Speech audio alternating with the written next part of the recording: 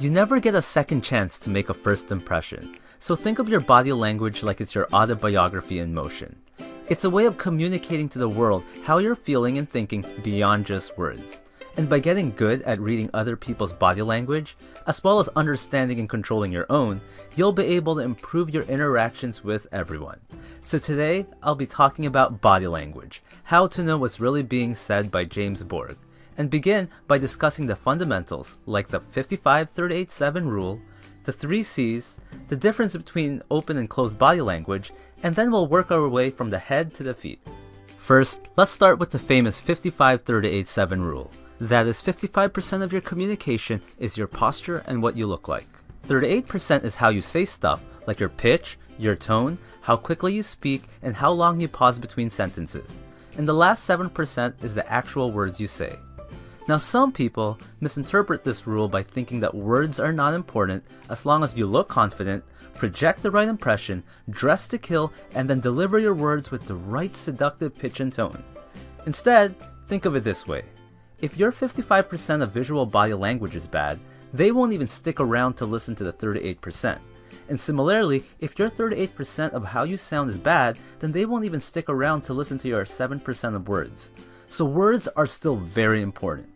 How many times have you thought at a party, at work, or on a date that things were going good until they opened their mouth? The next thing to keep in mind are the 3 C's: context, congruence, and cluster. A person with their arms crossed does not always mean they're angry or being defensive. The person could just simply be cold. So you always have to look at the context. Next, if there's a mismatch on the 55-38-7 rule, we'll believe the higher one by default. So if you said in an honest tone that you didn't eat my cake, but you're rubbing your belly, then I'll believe my eyes. Now the last C is cluster. It's usually unwise to judge a single gesture for meaning, so we should always look for clusters of gestures to interpret body language. With so many muscles in the human body, it's not easy to fake body language.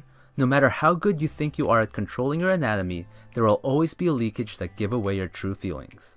We all pick up the subtle clues that others are sending out even though we may not be conscious of it. And of course, other people are doing the same with us. With that said, increasing your awareness is the first step to becoming a body language expert. So start paying attention to other people's actions and words as well as your own. Look at people's postures, gestures, and facial expressions from a distance and then try to deduce whether they're having an argument, a friendly conversation, flirting, or whatever. Just don't underestimate the power of awareness. Next, it's important to learn the difference between open and closed body language.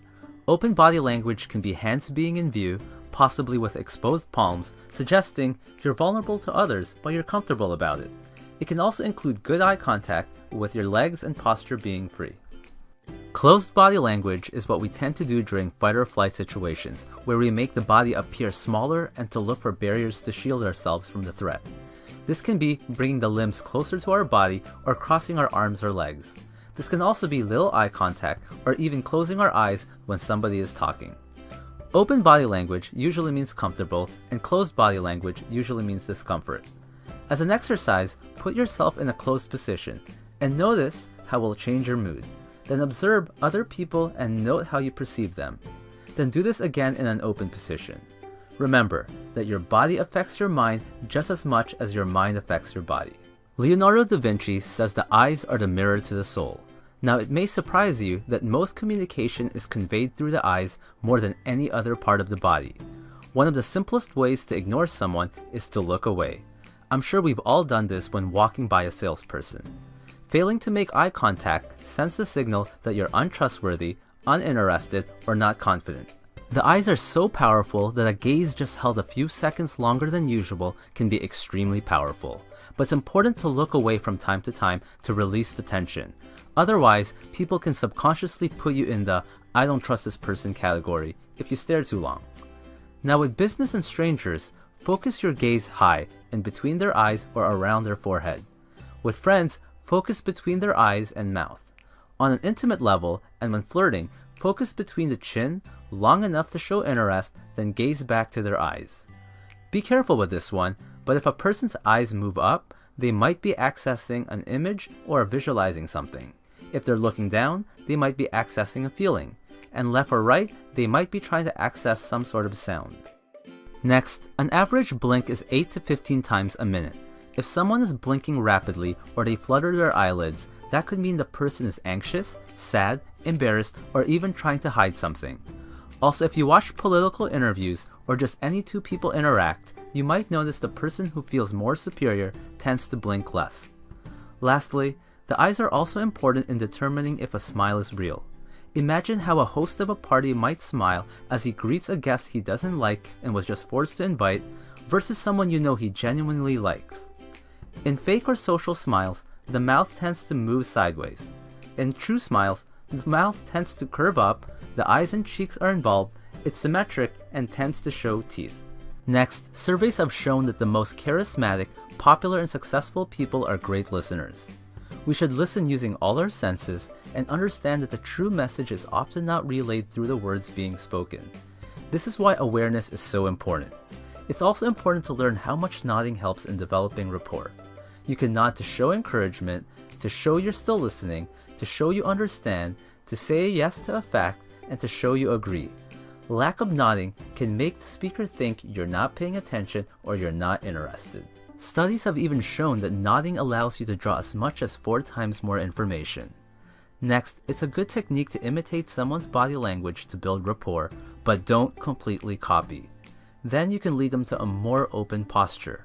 But try to avoid a closed posture, especially if you disagree with something, as that can be contagious. Remember, if you breathe deeply from the abdomen, it gives you a more relaxed and confident sound. And remember that good posture is essential for good speech and image. A good technique to keep your posture in check is to scan your body from head to toe as you inhale, and then scan back to your head as you exhale. With enough practice, you'll be able to do this scan repeatedly even while in conversation, and it will also improve your awareness. The most effective speakers on stage use a lot of hand gestures. Research has shown that having your palms up as opposed to down is more likely to cause your listeners to interpret your message positively. We tend to associate an open hand with friendliness, honesty, and trust. On the opposite side, palms down or pointing fingers convey dominance or authority. Clasped hands convey a state of conflict and tension. The higher the hands are, the higher the resistance. Steepling hands convey confidence and wisdom. Consider trying them in a meeting or interview. Interlaced fingers is associated with nervousness or defensive, but when combined with a thumbs up, it conveys a positive gesture. Hands behind back shows confidence, and it's one of my favorites, but if a hand is gripping the wrist or arm of the other, then that usually signals nervousness. The hand to the face does not necessarily mean boredom. Sometimes it's a switch to intensify concentration. If the hand is folded into a fist, then the person may have heard something disturbing. But remember cluster and focus on the eyes as well to confirm. Next, the hand covering mouth usually conveys disagreement. Folded arms can convey discomfort, aggression, at times confidence, but is usually some sort of defense barrier. When I'm trying to persuade someone, especially in sales, I might give them a drink or get the person to do something or look at something to get them to uncross their arms, because I know as long as they remain in that position, their attitude will not change. Partial arms crossed are very common with women and often means discomfort or nervousness. Similarly, women are more likely to do the hand to the neck gesture, which is a way to comfort themselves. Men are more likely to put their hand under their chin.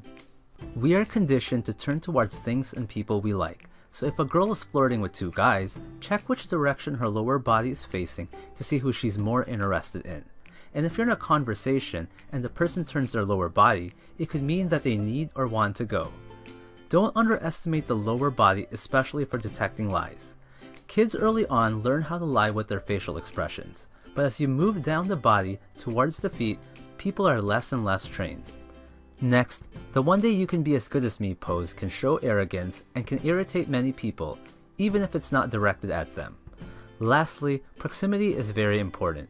You can often tell how close 2 people are based on how close they are interacting. We all have our own personal bubble. You can be rejected if you enter someone's bubble too quickly. Now for 3 things to be cautious about. Number 1, habits can play a factor. It's important to first establish a baseline before trying to really interpret someone's body language. And if you haven't met a person before, you won't know their baseline, and vice versa. Number 2, culture can play a factor. Thumbs up can mean the number 1 in Germany, number 5 in Japan, and up yours if thrusted upwards like you're hitchhiking when done in Australia. Number 3, it's important to know the science of body language is not an exact science. Humans are very complex beings and nothing can ever be straightforward. Now, it's true that some people will just naturally be better at reading body language or controlling their own than others. But just like sports, you can improve yours. While you may never match the gifted few, you can definitely improve. So with enough practice, you might just become a human lie detector, develop an amazing poker face, ace that interview, and even improve your love life.